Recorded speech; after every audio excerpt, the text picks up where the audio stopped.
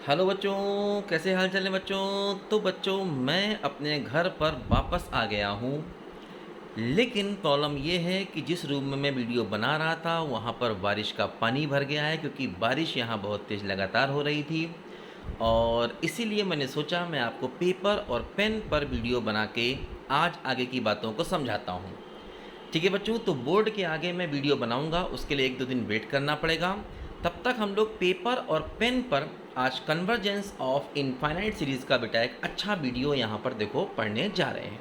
ठीक है बच्चों, तो कन्वर्जेंस ऑफ इनफाइनाइट सीरीज़ में मैंने आपको बहुत सारे वीडियो बना दिए हैं। आप प्लेलिस्ट पे जा करके नीचे प्लेलिस्ट का लिंक दिया है, वो सारे वीडियोस बेटा देख लीजिए, स्टार्टिंग से देखेंगे आपको सब समझ में आएगा। आज मैं आपको कुछ और अच्छे क्वेश्चंस बेटा यहाँ पर करवाने जा रहा हूँ। ये क्वेश्चन बहुत बहुत बहुत इंपॉर्टेंट होते हैं, उनको करना बेटा बहुत ज़रूरी है। ठीक है बच्चों, तो मैं बोर्ड पे भी अभी आपके लिए वीडियो बनाऊंगा, लेकिन आज हम लोग पेपर और पेन पर बेटा वीडियो पढ़ने जा रहे हैं। चलिए बच्चों, अगला वीडियो हम लोग स्टार्ट करते हैं और सब कुछ समझ में आएगा, टेंशन बिल्कुल नहीं पालिएगा, मस्त होकर पढ़िएगा। ठीक है बच्चों, चलिए ओके। देखो बच्चों, हम लोग एक क्वेश्चन से यहाँ पर स्टार्टिंग करने जा रहे हैं। और क्वेश्चन देखो बच्चों हमारा कुछ इस तरीके का है कि हमें एक क्वेश्चन दिया गया है, यू एन मतलब nth टर्म दिया गया है, और ये है log n base e by n, और हमें सिग्मा ऑफ यू एन का कन्वर्जेंस फाइंड करना है। ठीक है, ये हमारी सिग्मा ऑफ यू एन जो है वो सीरीज़ हो गई, क्योंकि ये यू एन क्या है, उसका nth टर्म है, उसके आगे सिग्मा लगा दिया, तो मतलब ये हमारी एक सीरीज़ हो गई। और हमें इस सीरीज़ का nth टर्म, इस सीरीज़ का हमें कन्वर्जेंस बताना है कि सीरीज़ कन्वर्जेंट होगी या नहीं होगी। ठीक है बच्चों, देखो इस टाइप के पहले भी मैंने आपको क्वेश्चन बताए थे, जिसमें log n upon n square होता है या log n square upon n square. इस टाइप के क्वेश्चन में जनरली हम लोग क्या करते हैं, देखो बच्चों एक मेथड यूज़ करते हैं, और वो मेथड होता है कॉची कंडेंसेशन टेस्ट। ठीक है, कॉची कंडेंसेशन टेस्ट। ये टेस्ट बेटा मैं पहले भी आपको बता चुका हूँ, टेस्ट में आपको मैक्सिमम समझा चुका हूँ, एक दो छोटे मोटे टेस्ट बचे उनको भी हम लोग समझ लेंगे। तो बच्चों ये टेस्ट इस टाइप के क्वेश्चन में जनरली हम लोग लगाते हैं, क्योंकि इस टाइप के क्वेश्चन जो हैं यहाँ पर अगर हम कोई और मेथड लगाएंगे तो थोड़ा सा बच्चों मुश्किल पड़ता है, इसलिए ये मेथड यहाँ पर हमेशा इजी रहता है। ठीक है, देखो कॉची कंडेंसेशन टेस्ट बच्चों यहाँ पर क्या कहता है कि जैसे मान लीजिए कि हमें एक सिग्मा एफ एन सीरीज़ दी गई है, और ये जो सीरीज़ है ये पॉजिटिव टर्म्स की सीरीज़ है, पॉजिटिव टर्म्स की सीरीज़ है। ठीक है, मतलब इस सीरीज़ के सारे टर्म पॉजिटिव हैं, और टर्म जो हैं वो डिक्रीज़ कर रहे हैं, टर्म्स आर डिक्रीजिंग, है ना। पॉजिटिव टर्म्स की सीरीज़ है और टर्म्स जो हैं वो लगातार डिक्रीज़ कर रहे हैं, मतलब हर आने वाला टर्म नेक्स्ट टर्म अपने लास्ट टर्म से उसकी वैल्यू लेस है। ठीक है, तो मैंने क्या बताया था कि ऐसे में sigma F N and sigma A की पावर एन एफ ए की पावर एन का नेचर सेम होगा, हैव सेम नेचर। मतलब इन दोनों सीरीज़ का नेचर सेम होगा, मतलब अगर ये कन्वर्जेंट है तो ये भी कन्वर्जेंट होगी, और अगर ये डाइवर्जेंट है तो ये भी डाइवर्जेंट होगी, है ना। ये दो अलग अलग सीरीज़ हो गई, है ना बच्चों। तो देखो बेटा ये टेस्ट इस टाइप के क्वेश्चन में हमेशा लगाते हैं, जिसमें log n अपॉन n या log n upon n square वगैरह दिया जाता है। देखो पहले तो ये ध्यान दो, जो सीरीज़ हमें दी गई है वो एफ एन है, मतलब ये हमारा एफ एन है, मतलब यू एन की जगह आप इसे एफ एन भी कह सकते हैं। एफ एन का मतलब वही क्या अपना nth टर्म। ठीक है, तो ये जो सीरीज़ है, मतलब जैसे इसमें n की जगह 1 2 3 हम रख सकते हैं, जैसे n की जगह 1 रखेंगे तो f1 आएगा, f1 क्या आएगा बोलो, log 1 अपॉन 1 आएगा। अब log 1 तो 0 आता तो वैल्यू 0 हो गई। अब f2 क्या होगा, f2 हो जाएगा log ऑफ 2/2। देखो ये पॉजिटिव है, क्यों पॉजिटिव है, क्योंकि क्या होता है बच्चों, जो हमारा log होता है ना, log, जैसे कि अगर हम log x का बिहेवियर देखते हैं, log x बेस e का बिहेवियर, तो इसका ग्राफ कुछ इस तरीके से होता है। ये x इक्वल टू 1 पॉइंट होता है, ये बात मैंने पहले भी कई बार आपको समझाई है बच्चों। तो अगर हम x की वैल्यू 1 लेंगे तो log की वैल्यू 0 होगी, है ना। x इक्वल टू 1 पर ये ग्राफ x एक्सिस को काट रहा है, मतलब x बराबर 1 पर log की वैल्यू 0 होगी। अगर हम x को 1 से बढ़ा लेंगे तो log की वैल्यू पॉजिटिव होगी, तो ग्राफ x एक्सिस के ऊपर चला गया। अगर हम x को 0 1 के बीच में लेंगे तो log की वैल्यू नेगेटिव होगी, क्योंकि ग्राफ x एक्सिस के नीचे है, ठीक है ना। तो देखो यहाँ पर आप x की वैल्यू 1 लेंगे, 2 लेंगे, 3 लेंगे, 4 लेंगे, 5 लेंगे, तो x की हर वैल्यू जो आप लेंगे 1 2 3 4 5 सब पर log की वैल्यू क्या होगी, पॉजिटिव होगी। दूसरी बात ध्यान दो, x के आगे बढ़ने पर log की वैल्यू बढ़ती जा रही है ना। अच्छा, अब दूसरी प्रॉब्लम देखो यहाँ पर ये है कि ये डिक्रीजिंग है कि नहीं, क्योंकि पॉजिटिव टर्म की सीरीज़ होनी चाहिए और टर्म्स डिक्रीजिंग होने चाहिए। मतलब जैसे कि मान लीजिए f3 मैंने निकाला, तो f3 क्या होगा, ये होगा log 3/3। f4 मैंने निकाला तो f4 क्या होगा, ये होगा log 4/4। देखो अब जैसे हर आने वाला टर्म पिछले टर्म से छोटा होना चाहिए, मतलब हमें जो मतलब f2, अब देखो f1 तो खैर 0 ही हो गया, तो f1 तो आप छोड़ ही दीजिए, क्योंकि f1 तो कोई टर्म हुआ ही नहीं यहाँ पर, क्योंकि फर्स्ट टर्म यहाँ पर है ही नहीं, क्योंकि ये फर्स्ट टर्म तो 0 है। सेकंड टर्म से शुरू करें, मतलब सेकंड टर्म थर्ड टर्म से बड़ा होना चाहिए, थर्ड टर्म फोर्थ से बड़ा होना चाहिए, ऐसा होना चाहिए, तब यहाँ पर हम कॉची कंडेंसेशन टेस्ट लगा पाएंगे।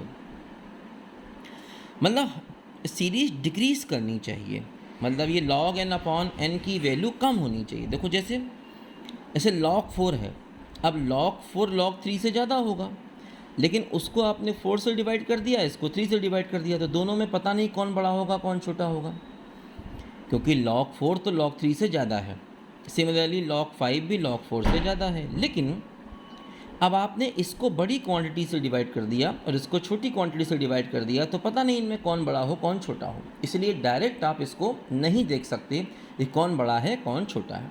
तो इसके लिए ऐसे केस में हमें थोड़ा सा कैलकुलस पर जाना पड़ता है ना। देखो कैलकुलस क्या कहता है, कैलकुलस कहता है कि आपको ये चेक करना है कि ये फंक्शन डिक्रीजिंग है कि नहीं, इसकी वैल्यू लगातार कम हो रही है कि नहीं। देखो हालांकि बहुत से किताब वाले क्या करते हैं, ये सब चीज़ें बिना चेक किए ही ये टेस्ट लगा देते हैं, जो गलत है, आपको नहीं करना। देखो आपके पास जो फंक्शन है वो है fn equal to log n/n, या देखो इसको हम ऐसा करें, n की जगह x ले लें, थोड़ा चीज़ें हमें आसान हो जाएंगी। log x/x आपका ये फंक्शन है और आपको ये शो करना है कि ये फंक्शन डिक्रीजिंग है, इस फंक्शन की वैल्यू लगातार कम हो रही है, आपको ऐसा शो करना है। देखो इसका तरीका ये है कि हम इसको डिफरेंशिएट करेंगे, तो क्या होगा, डिनोमिनेटर इंटू न्यूमरेटर का differentiation minus numerator into denominator का डिफरेंशिएशन अपॉन डिनोमिनेटर का स्क्वायर, ये कैंसिल हो गया। देखो कोई भी फंक्शन अगर डिक्रीजिंग है तो उसका डिफरेंशिएशन जो है वो नेगेटिव होता है, ये बात ध्यान दो, ठीक है। तो हम देखें कि हमारा डिफरेंशिएशन क्या नेगेटिव है, तो डिफरेंशिएशन हमारा ये है ना, और फंक्शन अगर इंक्रीजिंग होता है तो उसका डिफरेंशिएशन पॉजिटिव होता है, ये बात हम जानते होंगे। उसका डिफरेंशिएशन क्या होता है, पॉजिटिव, अगर फंक्शन इंक्रीजिंग होता है तब, ठीक। तो हमारे पास ये उसका डिफरेंशिएशन है, डिफरेंशिएशन को हमें देखना होगा कि क्या ये नेगेटिव है।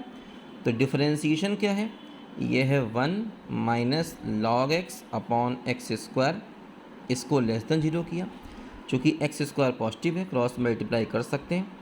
1 माइनस log x बेस ई लेस देन 0, या 1 लेस देन हो गया log x बेस ई, या ऐसा कह दीजिए, इसको कह सकते हैं log x बेस ई ग्रेटर देन 1, तो x ग्रेटर देन ई, है ना। देखो ये चला जाएगा इधर, क्योंकि क्या होता है log x base A equal to B है, तो हम x इक्वल टू ए की पावर b लिख सकते हैं।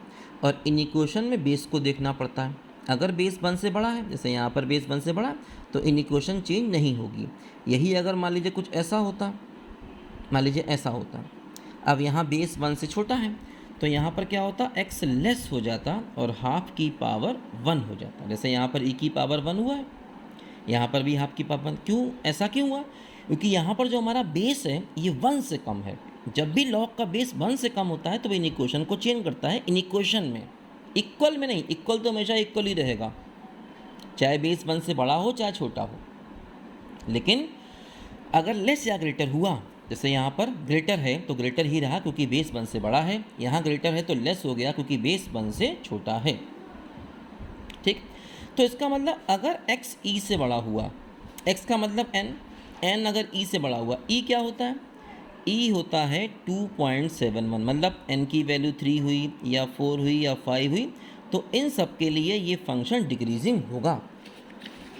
मतलब देखो ये हुआ कि जो हमारा है ना n की वैल्यू क्या है बच्चों, F4 F3 से कम होगा, ये कन्फर्म है, और F5 F4 से कम होगा, ये कन्फर्म है, और F6 F5 से कन्फर्म होगा। मतलब ये सीरीज डिक्रीजिंग है अगर n e से बड़ा है, तो e का मतलब 3 के आगे।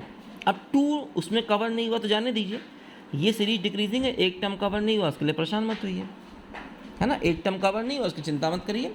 लेकिन आगे देखो हर जगह ये सीरीज़ हमारी कैसी हो रही है, डिक्रीजिंग सीरीज़ हो रही है, इस बात को ज़रा यहाँ पर ध्यान दीजिए। ज़रा मैं फ़ैन बंद कर दूँ बेटा, कुछ आवाज़ आ रही होगी, हो सकता है फ़ैन चलने की,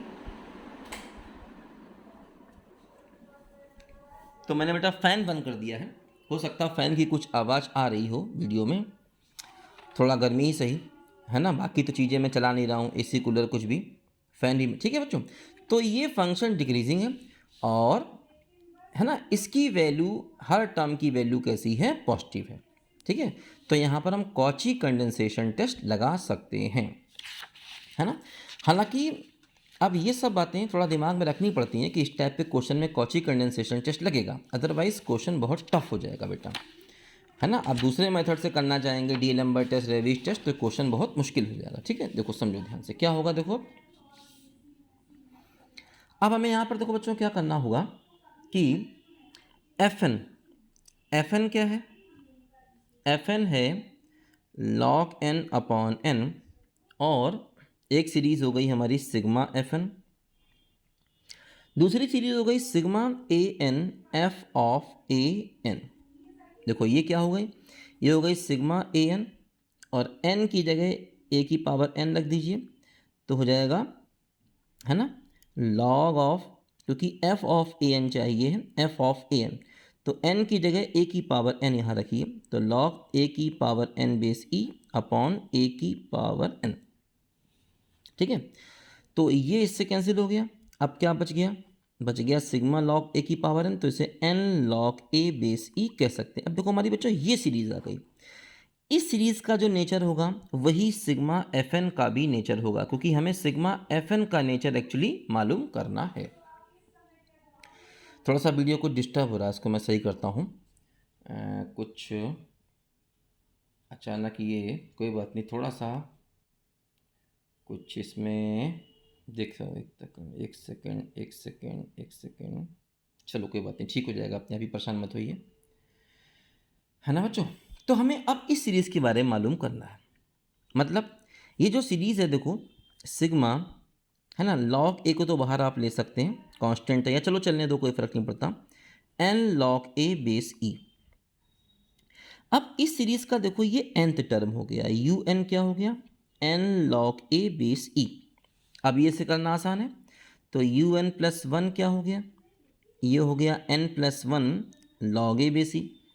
अगर हम डी-एलम्बर्ट टेस्ट लगाते हैं, limit n tending to infinity U N upon U N plus 1 लगाते हैं, तो क्या होगा, limit n tending to infinity n upon n plus 1, infinity upon infinity हो गया, n से डिवाइड कर दीजिए, n से डिवाइड कर दीजिए तो 1 अपॉन 1 प्लस 1 बाई n हो गया, ये हो जाएगा 0, तो आंसर 1 आ गया, डी-एलम्बर्ट टेस्ट फेल हो गया। अब हम क्या करेंगे, देखो अब हम लगाना चाहेंगे रेविस टेस्ट। अब हम रेविस टेस्ट लगाएंगे। रेविस टेस्ट क्या कहता है, ये कहता है कि limit n tending to infinity और n into U N upon U N plus 1 और माइनस 1, इसकी वैल्यू हमें निकालनी पड़ेगी। ठीक है ना, तो इसकी वैल्यू निकालने के लिए क्या करेंगे हम लोग,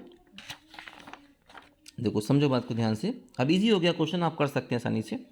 देखो ये हो गया है limit n tending to infinity, ठीक है, और n ब्रैकेट में क्या हो गया, U N upon U N plus 1 की देखो वैल्यू जो है वो ये हमने निकाली थी, वो ये आई थी, तो ये क्या हो गया, n upon n plus one minus one हो गया।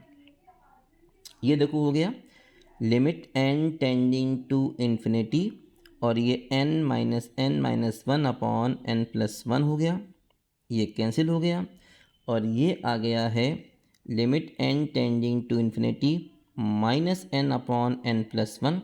n से डिवाइड कर दीजिए फिर से, n से डिवाइड कर देंगे फिर से तो हो जाएगा minus one upon one plus one by N.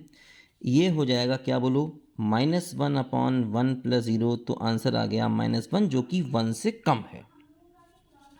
और अगर लिमिट वन से कम है तो इसका मतलब सीरीज़ क्या हो गई बोलो, डाइवर्जेंट हो गई। डाइवर्जेंट मतलब आंसर अगर वन से कम आता है रेविस टेस्ट में तो हमेशा सीरीज़ क्या होती है, डाइवर्जेंट होती है। और आंसर अगर वन से ज़्यादा आता है तो कन्वर्जेंट होती है। और अगर आंसर वन के बराबर होता है तो इसका मतलब हमारी जो सीरीज़ है उसमें टेस्ट फेल हो जाता है। ये हर जगह होता है, डी लैम्बर्ट हो चाहे रेवीज हो, सब में ऐसा ही कुछ ये होता है। तो थोड़ा सा ये वीडियो क्लियर नहीं आ रहा है, वजह क्या है पता नहीं मुझे। मैं कोशिश कर रहा हूँ कि क्लियर वीडियो हो जाए। ये कुछ थोड़ा सा इसको मैं ऊपर नीचे करता हूँ जिससे कि शायद ये वीडियो क्लियर हो जाए। कुछ इसमें जैसे फ़ैन चलने का कुछ आ रहा है, अपने आप ही ठीक होता है, कई बार डिस्टर्ब हो जाता है वीडियो, कुछ लाइट के फ्लक्चुएशन से ऐसा होता है ना। लाइट का हो सकता है फ्लक्चुएशन थोड़ा बहुत हुआ, उससे डिस्टर्ब हो गया हो। कोई बात नहीं, आपको क्लियर दिखाई दे रहा है, परेशान मत होइएगा, ये सब चलता रहता है, कोई टेंशन नहीं। ठीक है बच्चों, देखिए तो चूंकि लिमिट की वैल्यू माइनस वन आ गई है तो इसका लेस देन वन है, इसका मतलब हमारी सीरीज जो है बच्चों ये डाइवर्जेंट हो गई है। ठीक है, तो मतलब जो हमें सीरीज दी गई थी वो कैसी हो गई, डाइवर्जेंट हो गई। आगे बढ़ते हैं, देखो बच्चों और एक और हम लोग अच्छा क्वेश्चन यहाँ पर करते हैं। देखिए क्वेश्चन हमारे पास बच्चों यहाँ पर ये है, पेज नंबर 5 है। देखो ये क्वेश्चन, देखो यहाँ पर ये है कि हमें एक सीरीज़ दी गई है one square two square upon one factorial, two square three square upon two factorial, और दी गई है three square four square upon three factorial up to infinity. देखो बच्चों ये हमें यहाँ पर सीरीज़ दी गई है। ठीक है, देखो ध्यान दो बच्चों यहाँ पर, अब हमें क्या करना होगा, सबसे पहले हमेशा की तरह हम यू एन निकालते हैं। यू एन क्या हो गया, N square N plus one का स्क्वायर अपॉन एन फैक्टोरियल। ठीक है भाई, एन को वन लोगे तो ये टर्म मिलेगा, देखो एन को टू लोगे ये टर्म मिलेगा, एन को थ्री लोगे ये टर्म मिलेगा, एंड सो ऑन। तो ये हमारा यू एन हो गया, क्लियर हो गया। अच्छा अब देखो अगर हम यू एन प्लस वन निकालते हैं तो एन की जगह हमें एन प्लस वन रखना होगा, एन की जगह हमें एन प्लस वन रखना होगा। ठीक है, इसी में यू एन में एन की जगह एन प्लस वन रख दिया। अब देखो करना क्या होगा कि हमें limit N tending to infinity, सबसे पहले हम डी एल्बर्ट टेस्ट ही लगाते हैं इस प्रकार के सवालों में। तो जब हम यहाँ पर इसको डिवाइड करेंगे, देखो U N upon U N plus one को डिवाइड करेंगे हम लोग, देखो हमें क्या मिलेगा, ये हो जाएगा N square N plus one का square upon N factorial whole divide by this. तो ये टर्म ऊपर पहुंच जाएगा, एन प्लस वन का factorial divide by N plus one का स्क्वायर और एन प्लस टू का स्क्वायर। देखो ये इससे कैंसिल हो जाएगा, ये हो जाएगा limit N tending to infinity, N plus one factorial को लिखेंगे N plus one into N factorial, और ये एन स्क्वायर पहले से ही है। देखो ये नीचे है एन फैक्टोरियल और ये एन प्लस टू का होल स्क्वायर है, ये इससे कैंसिल होगा।